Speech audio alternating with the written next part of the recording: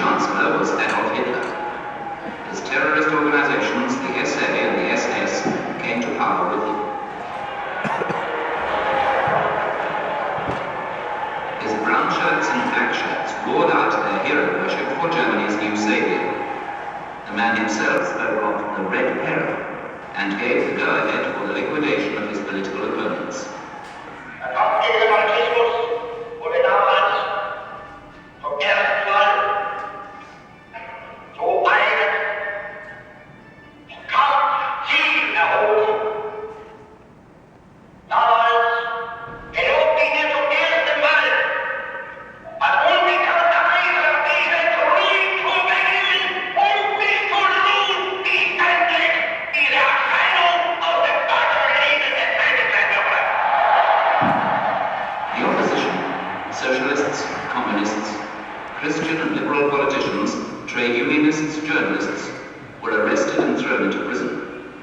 The wave of arrests and political persecution gathered in momentum a month later when the Reichstag burned down, giving the Nazis yet another pretext to ferret out the allegedly communist culprits. The so-called Decree for the Protection of State and Nation formed the legal basis for this wave of terror and marked the end of human and civil rights in the country. From now on, any German could be imprisoned without being sentenced by a court of law, could be taken into so-called protective custody. Soon the effects of the newly passed Empowering Act began to be felt. The prisons could no longer accommodate the flow of new prisoners. On March the 21st, 1933, the Munich press announced the opening of the first concentration camp near Dachau. In the years that followed, organized resistance to Hitler and his police state grew. In reply, police terror was increased. In his many speeches, the propaganda minister Goebbels hammered away at the Jewish question, which he described as the Jewish error, and promised his listeners that the time would soon come when Germany would be free of the Jews and their influence. His patience, he said, was at an end. Einmal wird unsere Geduld zu Ende sein, dann wird den Juden das freche Lügen mal gestoppt werden. The books of many authors were prohibited and burnt. The Gestapo cells in the concentration camps became torture chambers for the opponents of the regime, where the majority of them met an untimely and cruel death. The measures taken against the Jews increased in severity. 1935 saw the passing of the Nuremberg anti-Jewish laws. The Kristallnacht in 1938 marked the beginning of the systematic liquidation of these citizens. On November the 9th, Jewish shops and businesses were plundered, synagogues destroyed, and Jewish houses and schools set on fire. Thousands of Jews were arrested at random and sent to the concentration camps, 12,000 to Dachau alone. In March 1939, following the annexation of Austria, German troops marched into Czechoslovakia. In September of the same year, the Germans invaded Poland. The Second World War began.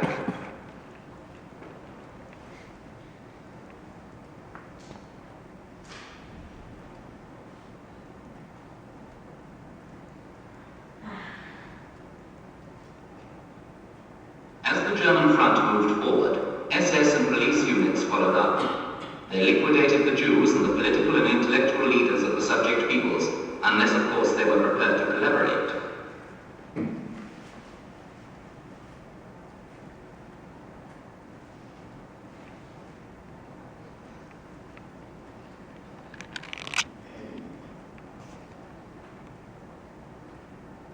The German concentration camps were full to overflowing. So new concentration camps were set up in the occupied territories. Some of these were designed from the outset as human liquidation systems. The concentration camps were a means of maintaining German domination in the occupied countries. Here they had the same objective as in Germany, rendering organized resistance impossible.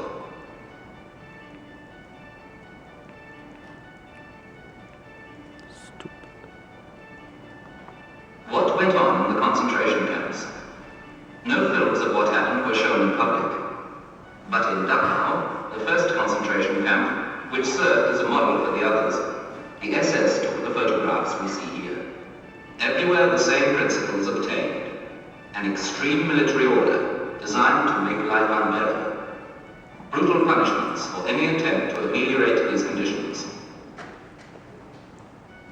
And work to the point of death. Over the years, the concentration camps drew on an ever-increasing circle of victims.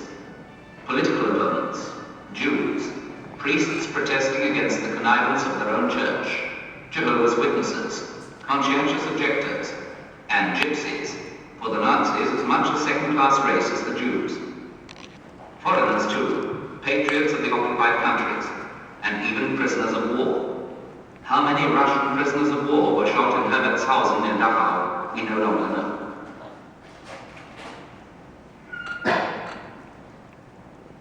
In the course of the war, the concentration camps were systematically developed to form a reservoir of slaves.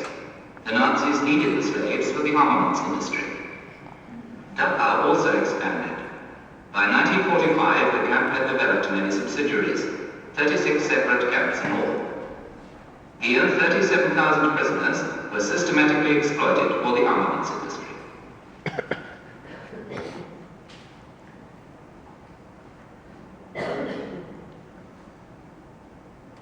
Dachau quickly became something of an institution as an internment camp for people in prison on religious or political grounds.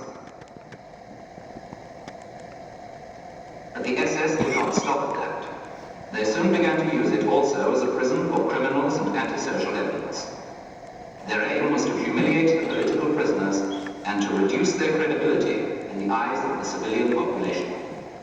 The German public heard very little news, if any, from the concentration camps. But rumors circulated all the same, and they were supposed to circulate, for intimidation was a vital function of the concentration camp system. In this way, the camps contributed to the stabilization of the Nazi regime. April the 29th, 1945. The noise of the Allied front could be heard in the camp. Some of the prisoners heard it, the noise of artillery, the noise of air attacks. Their comrades working outside the camp returned with stories of tank battles in the vicinity. The camp was full of rumors. The question was, what would become of the prisoners? The prisoners knew something was in the air, but what exactly they could not say. And the fighting went on. In Dachau, more than 30,000 captives, at the limit of their powers of survival, knew only one thing. They must survive the last few hours. They said to themselves that these years of torture must not be in vain. They would do anything to prevent the SS from destroying the camp at the last instant by means of bombs, fire, or gas. A group of armed prisoners, together with their comrades from the local resistance organization, tried to put these rapidly formulated ideas into practice. They failed, and were shot by the SS in the main square of Dachau. Help came from a secret organization in the camp, the International Prisoners Committee. They succeeded in warning the American invaders that thousands of human lives were hanging in the balance, that every hour would mean countless human lives. Now the unbelievable had happened. Those who still lived were free. They would never be tortured again. But what about the others? The first thing the American troops saw was not the watchtowers of the camp. They found one of the trains bringing prisoners from other camps to Dachau. The trains rolled into Dachau, crammed with slave labor from the occupied territories. They were underway for days, for weeks, without food for the human cattle they carried, without aid for the sick, without pity for the dying, without burial for the dead.